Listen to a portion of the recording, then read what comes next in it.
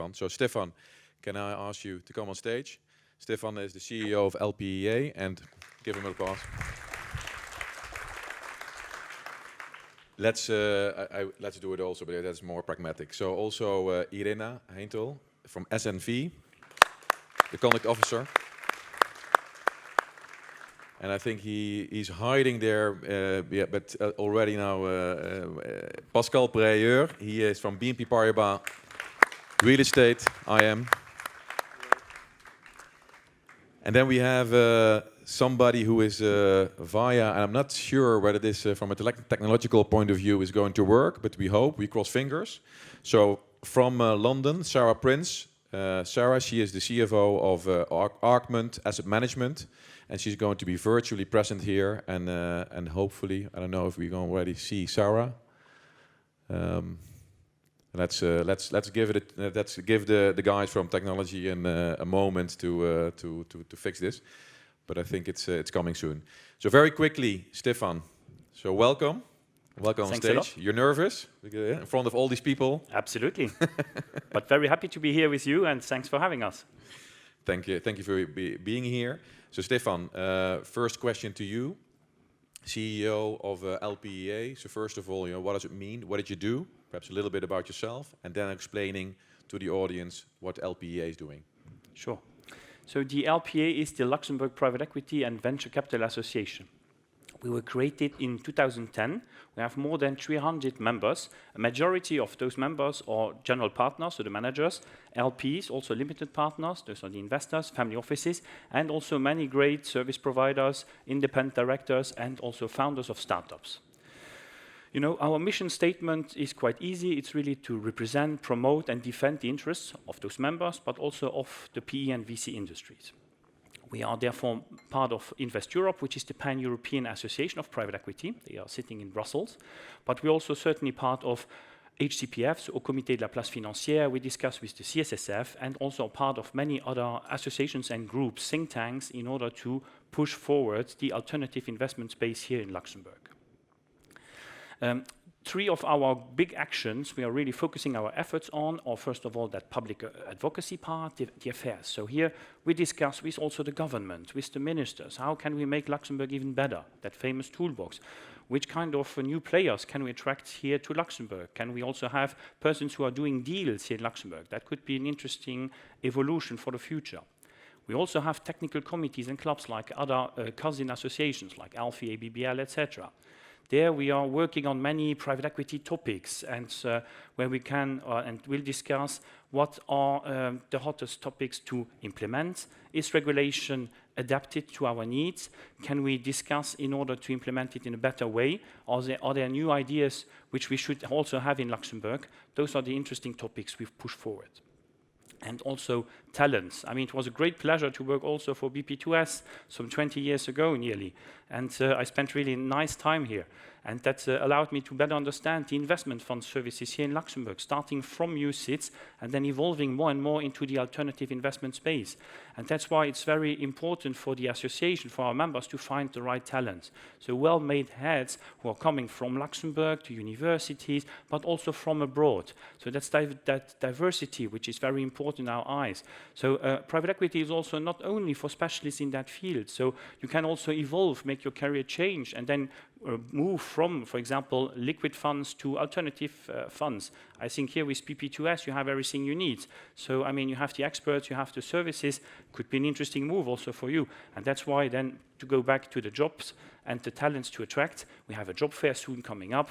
We also organize a training academy, and we work with Sacred Heart University, University of Luxembourg, etc. So we are really in the center of that private equity venture capital space. We love it because it combines finance and entrepreneurship. And that's something, I mean, you should really keep in your minds, because that's why and how you can then meet with those mangroves and other great members we have in the association who share with you how they did those deals, and that's really fabulous. So that would be in a nutshell, Rob, what I wanted to share. I'm almost speechless here. So it's very good to hear how active you are, and also that we as a member, you will see that we will be very active. One thing, because I see now that she's on, well, I wanted to say on stage, but she's now in the room with us virtually, unfortunately.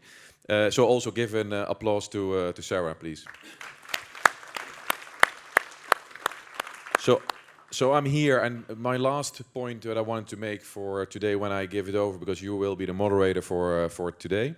I'm very happy to have now this panel on stage, and apart from their expertise and their enthusiasm, which you already know, we just saw. I think it's also great to. Yes, I'm back. It's also great to see that, Pascal, I'm sorry to say, but that you are in a minority as a gender, which I think it's also good to see here two professionals on stage, women in the financial industry. So I leave it here. I give you the word, and let's have let's start with the event. Thanks a lot, Rob, again, and welcome Irina, Pascal, and Sarah. So just a quick word on this specific or special edition of the Luxembourg PVC Stories. This is an interview which we then produce each month with different managers and also investors. And here we are very happy to do it with BNP Securities Services, because we will have 3 managers to interview today, and also to see how the interactions or the differences of their business models can appear. So it's really great concept. So let's then directly start. The first question would be a quite easy one. What can you tell us about yourself, a little bit, and your professional background? And also a quick bonus question: how did you enter the private equity and real estate field? Irina, please. Yes. Does it work? Yeah. To my own background, you can all see that on the screen. I'm a lawyer coming originally from St. Petersburg in Russia, having my studies also done in Germany, so double lawyer, so to say, and have a classical Luxembourgish career, starting with a service provider and administrator, and then moving to an asset management company and developing my knowledge. Being lucky from the very beginning to specialize in alternative investments back 10 years ago. It is a very new field. No one really knew how it works, but there were a lot of attempts to do that. And being lucky enough to be there 2014 as the FMD came, and implementing live the FMD. Great experience through infrastructure, through real estate, through private equity. What was the bonus question? How did you enter it? So I think you answered it. Okay, so I did the bonus directly. Perfect. Pascal? Yeah, my background is a bit like standard to the financial industry. So I started with PwC here in Luxembourg for around 5 years, with a quick trip in Brussels as well. That's where I get the virus of real estate and real estate funds. Then in 2007, I joined Tishman Speyer from New York to set up their IFM here. I worked 10 years over there. I work on various funds like India funds, European funds. So it was very diverse. And then in 2017, I accepted the challenge to join BNP Paribas Real Estate Investment Management to reset up a bit the IFM processes. And so I'm the CFO, CEO, and conducting officer over there. So I must say that I touch the virus, I get the virus through my audit mandates, where you touch a bit of everything. And that's where you say, okay, I want to work in this industry. And since then, I've never ended. An excellent choice, I would say. Thank you. And finally, Sarah? Yeah, well, the company I miss off my bio, I actually worked at Lehman Brothers at the start of my career. And so I was one of the people you saw leaving with a box in Canary Wharf. And that was obviously the height of the financial crisis. So I went to the central bank. And I think Robert in his introduction talked about banks retreating and the capital charges they had to put on lending. One of the projects I actually worked on when I was at the central bank is I bailed out HBOS and RBS, which were the famous kind of UK banks that were failing, which was really the genesis then of the private debt industry and the alternative to banking. And it was really doing those new things and doing the innovative things at the central bank that led me to asset management, where you're constantly doing something new and you're looking for new products, and to private debt as a new asset class. So I really got the bug from the financial crisis, and now here I am. And be welcome. Very happy to have you, Sarah. Now let's move on to a little bit your firms. What can you tell us about your firms and a little bit your main activities and your strategy? Shall I start again? We can also change if you want, but I see take you're very interested to do so. Yeah, I'm very happy to introduce R&V. We, R&V IFM Sarl, we belong to R&V IFM Insurance Group, R&V Versicherungsgruppe, that in turn belongs to the second biggest bank in Germany, to the Z Bank. And we are basically a startup here in Luxembourg. As you know, the insurance business as such is a very traditional and very not risk-oriented business, so it was a huge step for a German, I emphasize, insurance group to introduce a non-traditional investment strategy, being an investment in an alternatives, and also start its own business in Luxembourg. Originally, it was a very gentle start with a platform with only 2 sub-funds and an external IFM. And then getting more successful, the courage was increasing, so the group has decided to insource the IFM, and here we are. So my task, together with my colleagues, is to bring R&V group, an insurance group, to the alternative investments and actually develop our company as the Luxembourgish hub for all the investment of the insurance group here in Luxembourg. I'm also very happy to have you within the association. Thank you. We are very happy that you have accepted us. Normal. Sarah, would you like to continue concerning your firm strategy? Yeah, sure. So, I mean, we really started out as 3 investment guys who saw the opportunity to bring private debt into Europe. It's an asset class that has existed in America. And again, with the financial crisis and the capital charges that meant the banks retreated from this space, a couple of guys who've been in credit and in private equity really saw this as an opportunity. They were taken on board by BlueBay, which is a traditional kind of fixed income asset manager here in the UK. And we raised our first fund of around $1 billion, deployed it, were very successful, raised another fund, until eventually in 2019, we actually did a management buyout of the business backed by a private equity sponsor. And we became Arcmont, as you guys know us. And really, we've just been growing. So our focus is on private debt, which is sort of lending to small and medium-sized businesses. We originate the deals, so we will underwrite those deals, be the lead lender. And we're beginning to sort of, increase our size and our ticket size and the sophistication of the assets that we go. We're always looking to increase our spectrum. So we've launched a capital solutions fund that's looking at slightly higher risk deals, and we've just closed our senior lending fund, which has a sort of lower risk return. And now we're moving on to doing DL4 with you guys as the administrator in the next couple of weeks. Pascal, would you like to add it? So BNP Real Estate Investment Management, so we manage real estate investment funds. So when I joined, we had a series of close-ended office funds with a direction to go with green labels on the buildings. We have diversified and launched a close-ended of logistics funds. And the last 2 years, we have a bit launched 3 open-ended funds that is really will be the bulk of our strategy. One about healthcare, so hospitals, clinics, and so on. One about impact funds, so the first Article 9 impact fund, and we have transformed one of our office funds into an open-ended office fund for our investors. So REIM Luxembourg is an IFM. We have 4 IFM in the real estate industry in Munich, Milan, Paris, and Luxembourg. And Luxembourg is really the platform for welcoming investors from all Europe and also investing in all Europe. So it's really the pan-European platform of BNP Real Estate Investment Management, and the group is putting a lot on us to develop this model here in Luxembourg, because it's also an attractive market, and Luxembourg has all the toolkits to develop this kind of funds.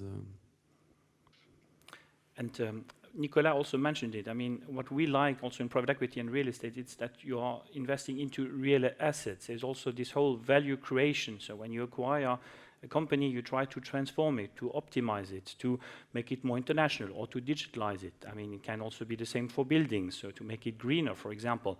And that's something which is very important also for the future, to also finance SMEs, to help startups, as mentioned before too. So that's why I think it's really a thriving sector, which you should really have a look at.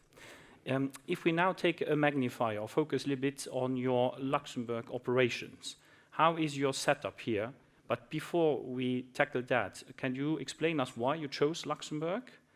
And also, if then Luxembourg and other jurisdictions, what is different?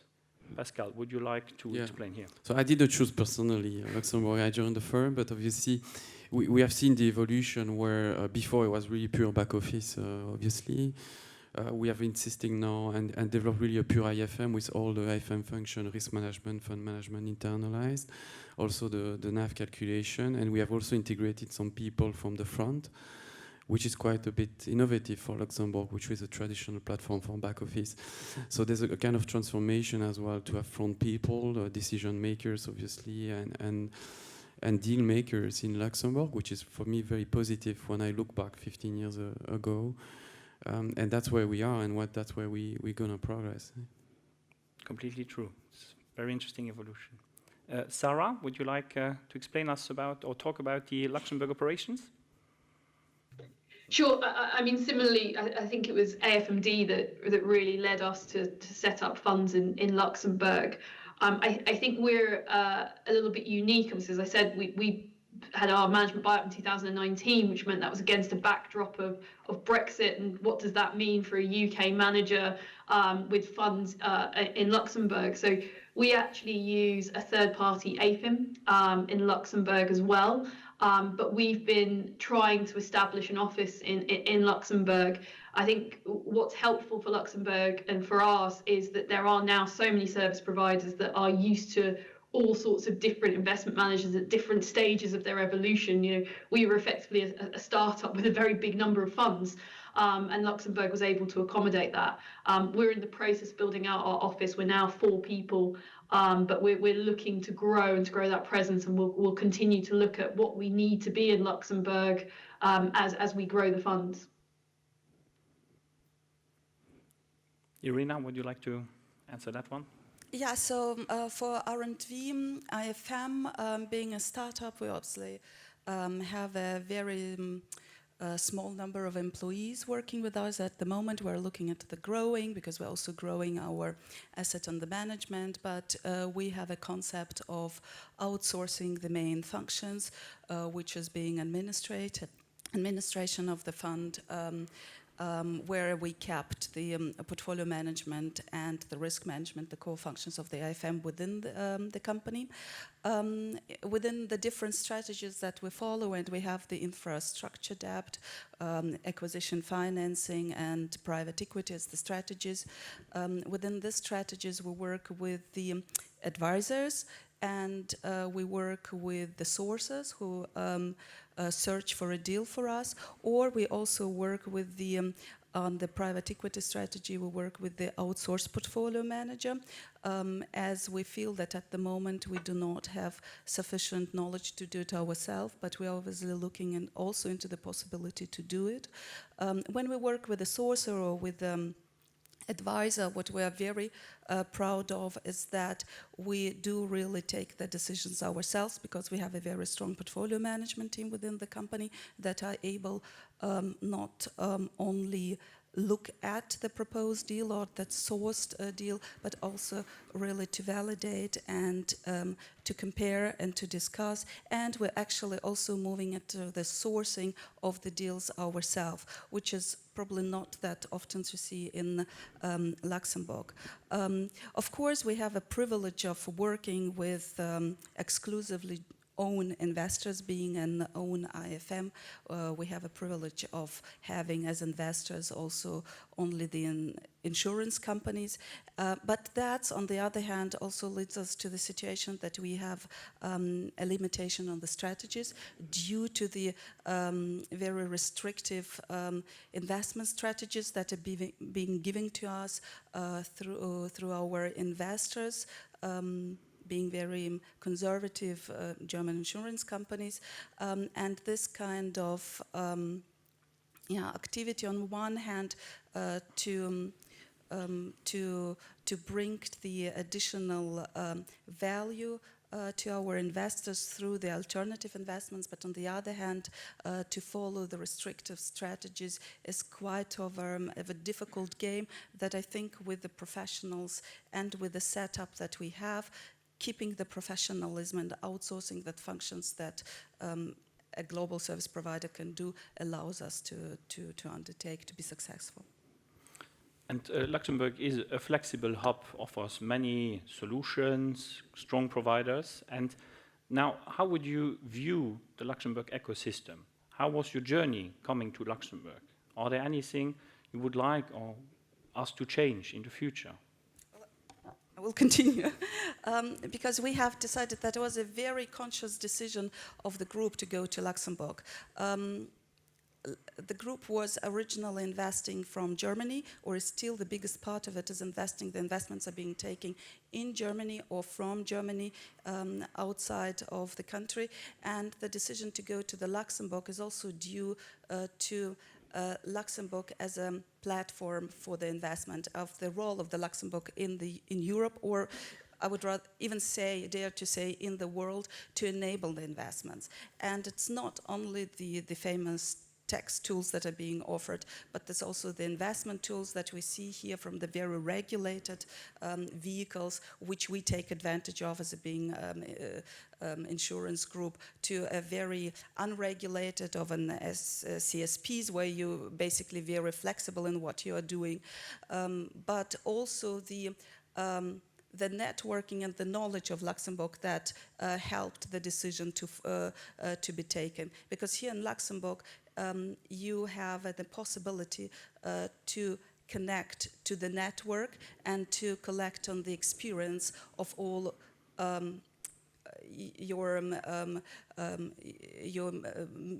with investors or the other players on the market, where you have the bigger players on the market that obviously have enough knowledge to help you to introduce and to implement your strategies. But also, of course, what everyone is always mentioning is the regulator and the environment that CSSF is creating in Luxembourg, where you really feel that you can reach out to regulator and pre-ask the questions before doing the proper application, and that you won't be looked at as an idiot, which when you do a setup and come up with the new strategies, and when you have an ideas of the investors where you think, not sure, let me check, and the opportunity to reach out and check with the regulator is a huge asset that you probably can only see in Luxembourg. And this number of decisions helped the group to go for Luxembourg. So the short ways and an open ear also. Absolutely. Okay. And on your side, Sarah? I think that's really interesting to hear, because I would almost counter some of that, and maybe it's the difference of being based in London that makes that harder.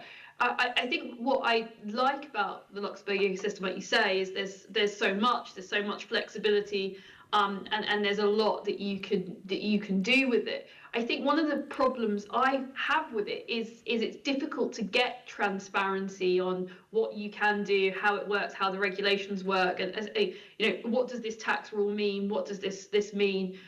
We had a good example with the sort of changes on the CSSF to using Luxembourg GAAP versus LPA GAAP versus US GAAP, at the very year end. And I think that still sort of needs to be increased. You almost have to have somebody in Luxembourg who knows somebody who's talking to somebody to kind of get those opportunities. And it's much harder to break into that from outside. And I mean, Robert, that was a point you touched on in terms of you saying, well, it's great to have two women on the panel, but I think if you don't have that transparency, it does make it a little bit harder for sort of diversity and inclusion and to push through. And diversity and inclusion is more than just women.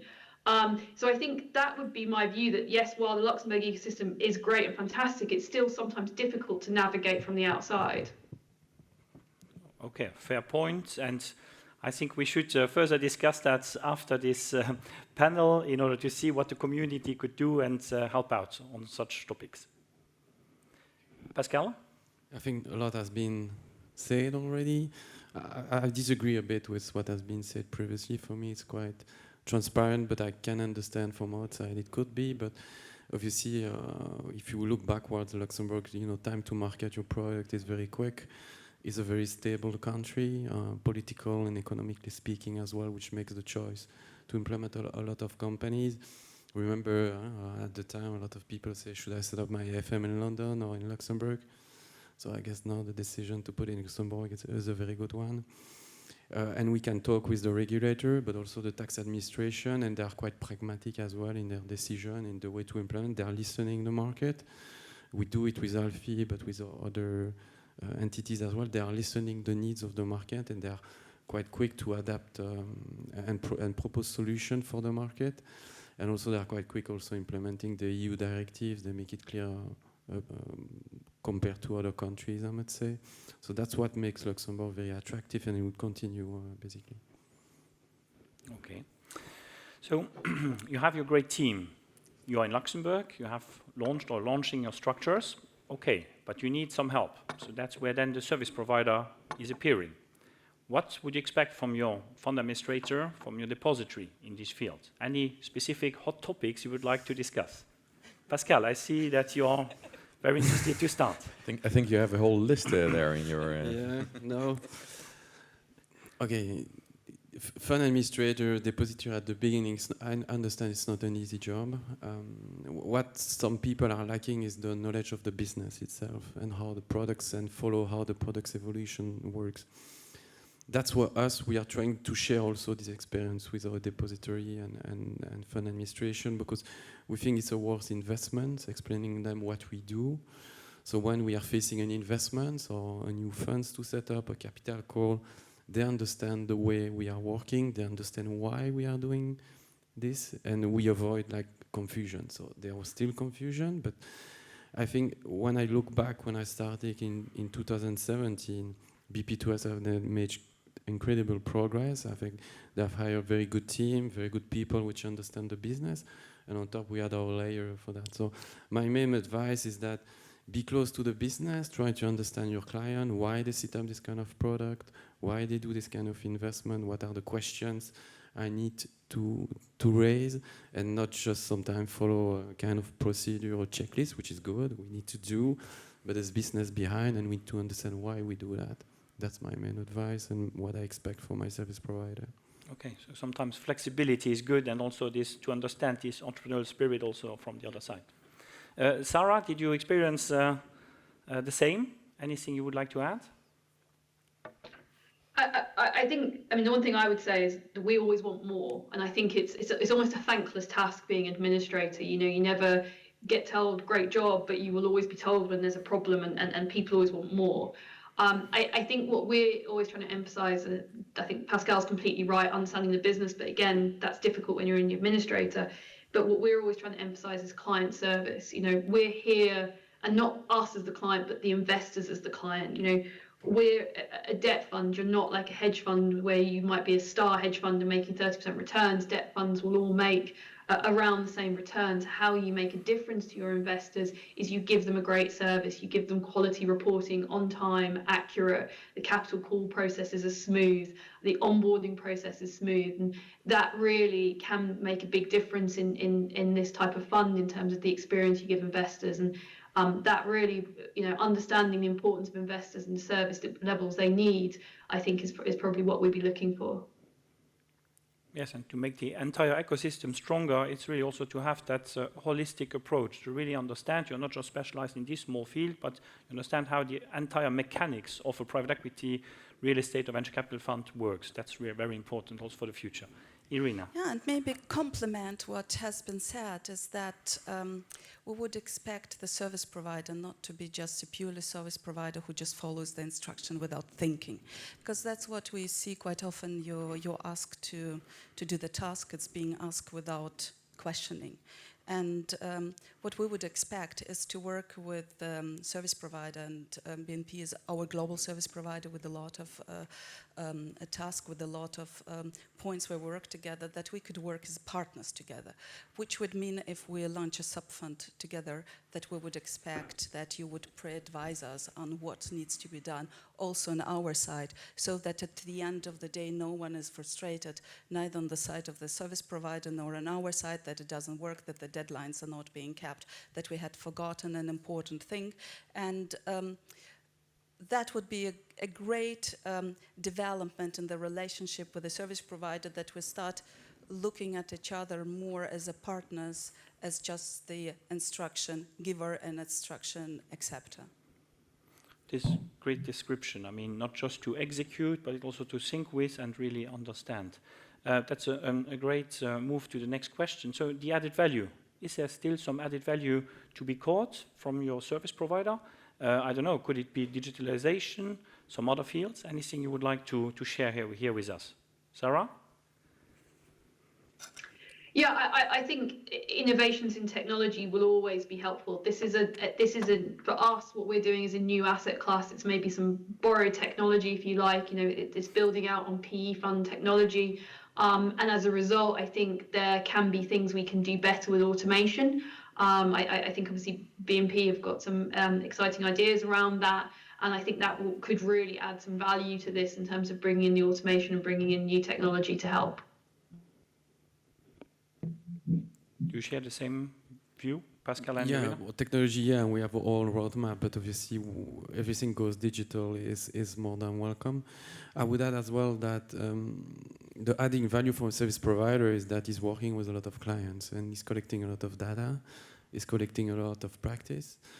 So we are also keen, obviously on a confidential basis, but to receive sometimes feedbacks. Okay, you doing that, but we have seen this and this in the market, why you don't do this way? To have a kind of business discussion with what they see from their client, because they have access really to all these fund managers, new funds.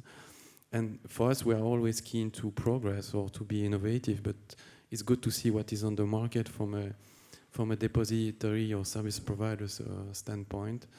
And that thing, that they can add value on that as well. For example, as well in the fee, we are setting up a fund, we have a fee mechanism. Obviously, the role of the depository is also to check how the fees are calculated. They can also say, yeah, why you do this way, why we've seen this competitor doing this way, what is the rationale, and maybe there's something we missed. So it's good to have a kind of feedback on that as well.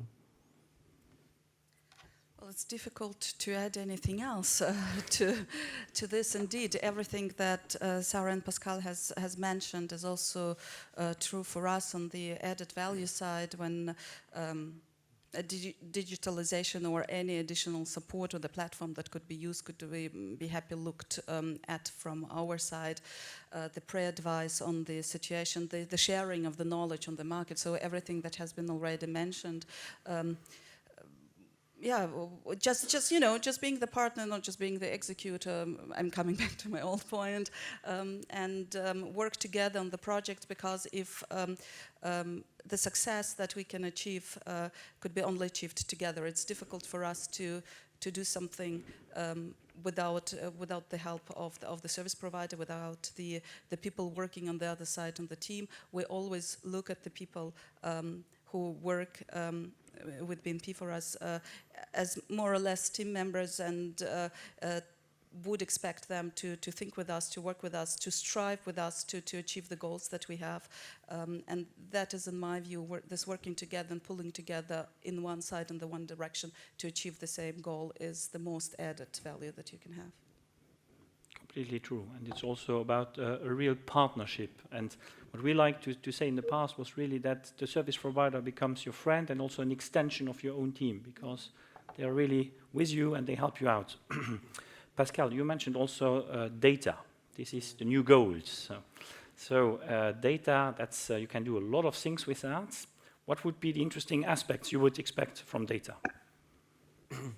First, to master it, because the data is a bit everywhere in the structure. So you need, we need to have a kind of data manager collecting everything. For You have the layer now on ESG, that is very important, and we try to collect, and that's why we're trying not to outsource too much and to keep the hands on our data and to be able to use it.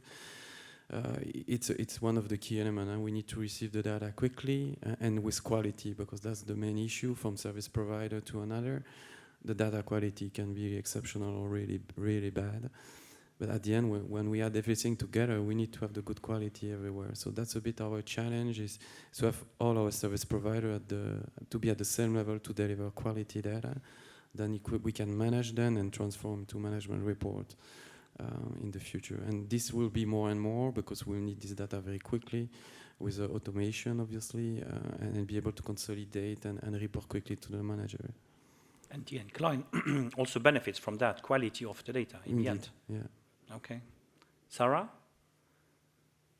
Yeah, I mean, I think the demand for data from investors and from consultants, particularly when you're sort of in fundraising, is just increasing and increasing, and as they become more sophisticated, they want more data. I think data is actually only as interesting as the stories you can tell with it and things you can do with it. So to Pascal's point, I think you're right. It's about can you get it accurate so that it can be delivered to us, so that we can tell the stories with it. But also, I think it's really important that it's built in a way that's flexible. Every investor has a different way of looking at things and will want things subtly in a slightly different format or a different template.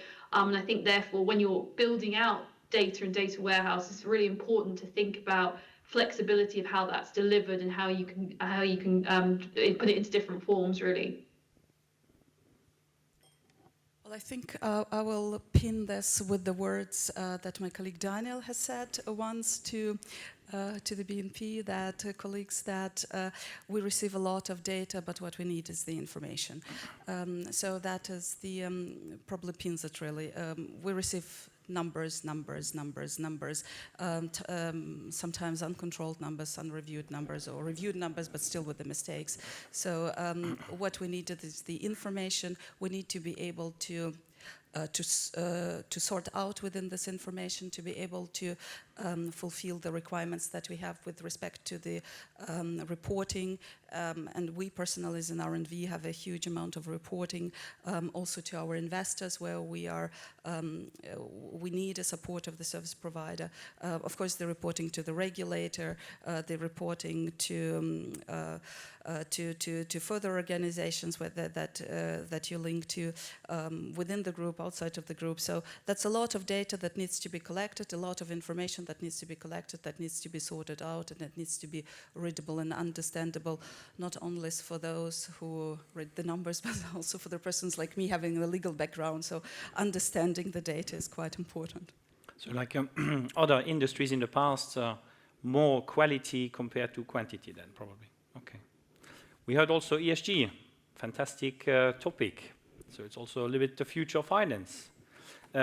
What do you expect in that field? Would you like to start? Yeah, we would like to avoid greenwashing, everybody talking about ESG. Obviously, ESG is part of the BNP DNA, and strategy. We have in the top 3 of priority of funds. We want to have 90% of our fund in 2025 to be in line with the SFDR regulation, so Article 8 to Article 9, which is a huge commitment, and 70% already next year. So it's a quite of long journey to have overfund that, but we believe in that because we believe we have to do the investment now, because anyway we'll have to pay for ESG in the future. So we launched our first impact fund, which is Article 9, which really have commitments to improve the assets on an ESG standpoint. So you will be maybe disappointed. We are not maybe to plant lettuce or tomato cherries on the rooftop of the building or having bees. But to concrete is really adding small items in the building that make it better. So obviously there's energy consumptions, collecting data, checking the providers for green electricity, and so on and so on. So there's a long journey to transform the current funds into what we call the green funds. And I guess this regulation that came out this year will help a lot for transparency for investors. And we'll be able to distinguish the people who are talking and the one who are acting. It was about time. Let's clarify the few last remaining points and let's move on would be great. Irina? I would say that we are rather in the beginning of this journey, obviously understanding how important ESG is and complying with the regulatory requirements. We are, as a part of the huge group, as a part of an insurance, which in turn is a part of a bank.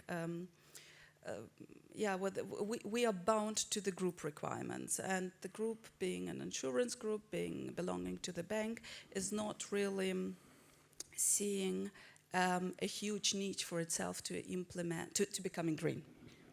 And therefore, as we're there to help to add the value for the investment, to help our investors, we need first to understand where the group goes, how the group wants to implement ESG, where does the group see itself with the ESG requirements, and we are there, we see ourselves at the moment rather as a supporter for the group with the knowledge that we have within our company, but also with the knowledge that there is in Luxembourg, and Luxembourg is relatively advantaged in ESG strategies and discussions and publications that you can find in this regards. So we would see our role as R&D IFM rather as to help the group to understand where they want to be and how we in Luxembourg would be able to implement that.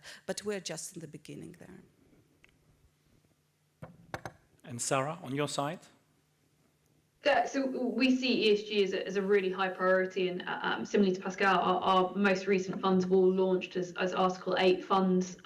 We are, unique in that we set kind of quantifiable measures for our borrowers. So we're incorporating it into all of our lending as well. We'll set them what's known as target improvement plans, and they actually have financial incentives if they hit those. That look at environmental and social factors that they can improve. We obviously have an extensive ESG exclusion policy as well, so there are businesses and industries we just won't touch for those reasons. And we're also looking to kind of extend that to our financing arrangements as well in terms of the facilities we get from banks to support that. So it really is a strong priority for us, and like Pascal says, we have to be very transparent in our reporting to investors as well around what we're doing, and I think we welcome the changes that are sort of being brought in at the moment to really make sure that people are doing what they say they're doing. Thank you, Sarah. We have already reached our last question. We have a lot to continue, but due to time constraints, we will finish here. So we started with your personal background, how you entered the field. Any tips you would like to share with our audience today? Why alternative investment space is so interesting? Why, or your job, you like it so much? I mean, or how you entered the field again and how you did a career? Who wants to start? I can start. From an audit, you see different industries, you see bank, insurance, normal companies, and then you have real estate. And usually in banks or insurance, you work to a small piece of business. You don't see the entire picture. Real estate funds make it really quickly that you have a round view of the entire structure from the tenants to your investors. This is what I like it so much, is that you have really this helicopter view and you can dig into the details. It's also an industry which is changing a lot, and you have also concrete investments. So which make it, I don't say that, working on mezzanine loan is not sexy, but real estate, it's concrete. You see the building, you see the progress of the building, you see the change in the building, the tenants. So it makes it quite attractive from my side, and it's really a passion, so I'm happy to continue in that. Excellent summary. Irina? I would look at this from the different perspective as giving a tip what you can do. I think important is to continue to educate yourself. We all work in this business of investment. It could be traditional investment, it could be an alternative investment. I've heard quite often people say, oh, traditional are boring, or an alternatives are extremely interesting, and then the people change and they're disappointed. Myself, I was on the both side, on the traditional and the investment side, could have an opportunity to compare. all of that is interesting. So try to network and try to educate yourself and try to be able to understand how the business works, why the decisions are being done. And here in Luxembourg, we have a lot of opportunities. There are so many events. Now with the, hopefully COVID passing by, there will be a bit more of the events that you can attend. There were, during the pandemic, there were quite a few online events that the one could attend, and they were actually quite short, not 2-3 hours it used to be, but 45 minutes to 1 hour, where you can collect the information, and that will allow yourself to develop your knowledge, to deepen your knowledge, so that you will be able to pick up on the new topics more easily. We will be very happy to see you in the technical committees of the association, and please, as members of the association, come and join us when we organize digital webinars, seminars soon, again physically. Lots of good topics, and education is really key. Thank you, Irina. And Sarah? Yeah, I mean, I agree with Irina completely that it's really important to keep educating yourself. But I think one area that potentially gets overlooked, and again now we're back in the office, is a prime opportunities. Is don't miss out on those opportunities in the office to go and join a call, go and join a meeting that maybe is slightly off topic or above your level. If you ask to join, often people will invite you in, and you can participate, and you can really learn a lot. Just by kind of listening in on those calls, asking questions. And so I think it's just as important, as well as doing all of the outside stuff, to look at what you can learn in the office and look at opportunities you can take to do something a bit different, to step up, to get involved in projects, and that will really push your learning and push your development. Great. Thanks again, Sarah, Irina, and Pascal for sharing all those insights, and thanks to Rob, sorry, for having us today. Bob is also fine. Yes, I know. That's when we have beers. I'm listening to everything. Bob, Rob, Robert. So thank you very much. I listened, and people are thinking, what was this guy sitting, and why was he on stage? Well, I was thinking the same actually. What I'm doing here, but there is a reason why I'm here. First of all, I will make very quickly for the people that are listening and the people here in the auditorium. So a couple of things that I heard, and which I think is useful to repeat. So kind of a quick recap. I heard about that there are still here in Luxembourg, and that is something that perhaps we also, Stefan, can discuss later on, that there needs to be a little bit more transparency and perhaps some understanding on certain decisions that have been taken here in Luxembourg. I heard about flexibility, also to understand the entrepreneurship of our clients. I think that's very important, because in the end, this is business. This is not only doing operations, but it's also understanding the reasoning, why things are happening.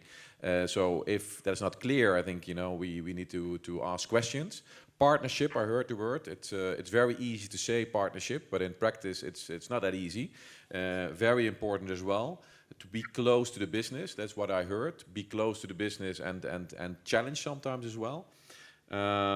Innovation, technology. Well, we are working a lot, and it was Nicola who explained that before.